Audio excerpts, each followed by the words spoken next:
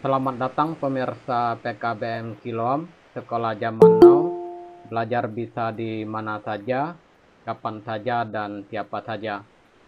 PKBM Siloam menerapkan konsep pendidikan abad 21, yaitu belajar bisa di mana saja, kapan saja, dan siapa saja.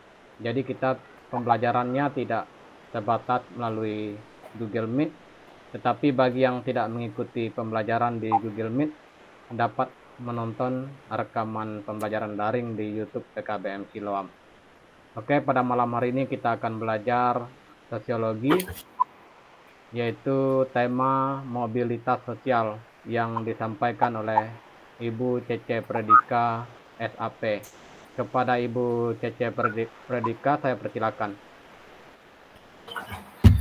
Baik, terima kasih kepada Pak Billy yang telah memberikan saya kesempatan untuk menyampaikan materi pada malam hari ini. Selamat malam teman-teman semuanya. Malam. Selamat malam. Kita langsung pada pembahasan kita, yaitu tentang mobilitas sosial. Ini adalah lanjutan dari pertemuan kita yang sebelumnya. Jadi teman-teman, ini adalah poin diskusi kita pada malam hari ini, yaitu ada 6. Yaitu yang pertama, bentuk-bentuk mobilitas sosial. Yang kedua, faktor-faktor pendorong dan juga faktor penghambatnya, saluran-saluran mobilitas sosial, dan juga ada dampak positif dan negatifnya.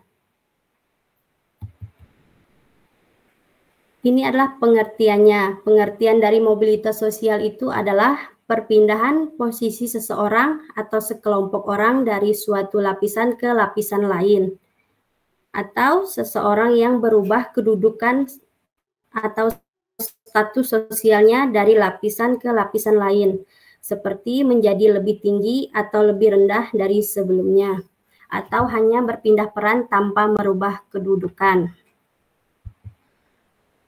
Selanjutnya yaitu bentuk-bentuk dari mobilitas sosial. Yang pertama yaitu mobilitas vertikal. Perpindahan seseorang atau kelompok dari suatu kedudukan sosial ke kedudukan sosial lainnya yang tidak sederajat. Yaitu ada 2 mobilitas vertikal, yaitu social climbing, yaitu berpindah ke tingkat lebih tinggi, dan social skinking, yaitu berpindah ke tingkat yang lebih rendah. Sedangkan bentuk-bentuk mobilitas sosial horizontal yaitu perpindahan status sosial seseorang atau sekelompok orang dalam lapisan sosial yang sama. Tidak terjadi perubahan derajat kedudukan seseorang. Ini adalah faktor-faktor pendorong mobilitas sosial, yaitu ada 4. Yang pertama, struktur masyarakat Indonesia sangat terbuka. Adalah orang miskin dapat mengalami mobilitas sosial setinggi-tingginya, bahkan menjadi presiden. Yang kedua, individu.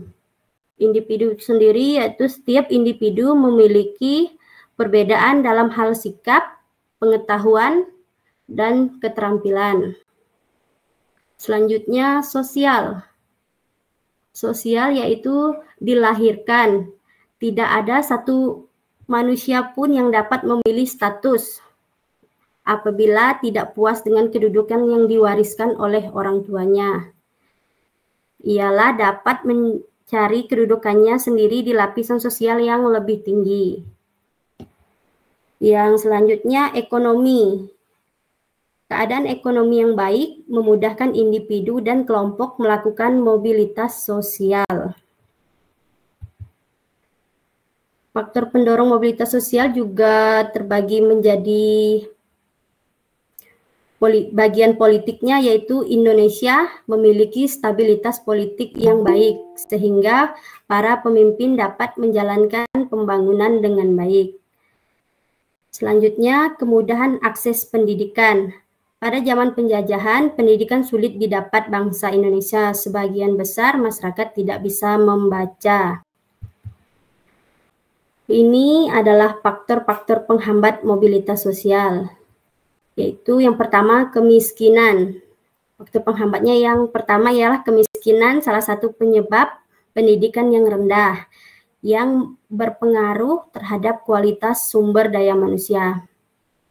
Akibatnya, tingkat kemudahan untuk mendapatkan pekerjaan terbatas. Yang kedua, diskriminasi. Berarti pembedaan perlakuan karena alasan perbedaan suku, ras, agama, dan golongan. Pada masa penjajahan, terjadi diskriminasi pemerintah Hindia Belanda terhadap masyarakat keturunan Eropa dan masyarakat Indonesia. Yang ketiga yaitu faktor penghambat mobilitas sosial, stereotip gender. Stereotip gender yaitu membeda-bedakan karakteristik serta posisi sosial antara laki-laki dan perempuan, seperti memiliki pandangan bahwa derajat laki-laki lebih tinggi daripada wanita, juga bisa menghambat mobilitas sosial. Misalnya, pandangan bahwa perempuan tidak perlu berpendidikan tinggi, toh yang bekerja adalah suami. Nah, perilaku seperti ini dapat menghalangi prestasi dan kesempatan seseorang untuk melakukan mobilitas agar status sosialnya meningkat. Selanjutnya yaitu saluran-saluran dari mobilitas sosial. Yang pertama, saluran pendidikan. Pendidikan itu merupakan saluran bagi mobilitas vertikal yang sering digunakan. Pendidikan memberikan kesempatan pada setiap orang untuk mendapatkan kedudukan yang lebih tinggi. Yang kedua, organisasi politik, yaitu anggota partai politik yang profesional dan berdedikasi tinggi akan cepat mendapatkan status yang tinggi dalam partainya, sehingga akhirnya menjadi anggota Dewan Legislatif. Selanjutnya yaitu organisasi ekonomi, yaitu berupa koperasi dan badan usaha. Koperasi bertujuan untuk mensejahterakan anggotanya. Dan yang terakhir, organisasi profesi. Himpunan orang-orang yang memiliki profesi yang sama, sehingga mereka dapat lebih kompak dan kuat memperjuangkan profesinya. Selanjutnya yaitu dampak positif dan juga negatif. Ini yang positif dulu. Yang pertama, meningkatkan kesejahteraan individu. Mobilitas sosial, terutama yang bersifat vertikal ke atas, memungkinkan individu meningkatkan taraf hidup mereka melalui pendidikan, pekerjaan, dan usahanya. Yang kedua, mendorong motivasi dan inovasi. Kesempatan untuk bergerak naik dalam struktur sosial mendorong individu untuk bekerja lebih keras, berinovasi, dan meningkatkan keterampilan mereka. Yang ketiga dari dampak positif mobilitas sosial ialah memperkuat integrasi sosial yang sehat, dapat mengurangi kesenjangan antar kelompok sosial, dan meningkatkan interaksi antar individu dari latar belakang yang berbeda. Sedangkan ini adalah dampak negatif dari mobilitas sosial. Yang pertama, ketimpangan sosial, yaitu mobilisasi sosial yang tidak merata dapat menciptakan kesenjangan antara kelompok masyarakat. Yang kedua yaitu konflik sosial. Konflik sosial itu sendiri yaitu mobilisasi sosial yang cepat dapat menimbulkan persaingan yang tajam dalam masyarakat, terutama dalam hal pekerjaan, status sosial, dan juga ekonominya. Jadi ini adalah kesimpulannya ya teman-teman.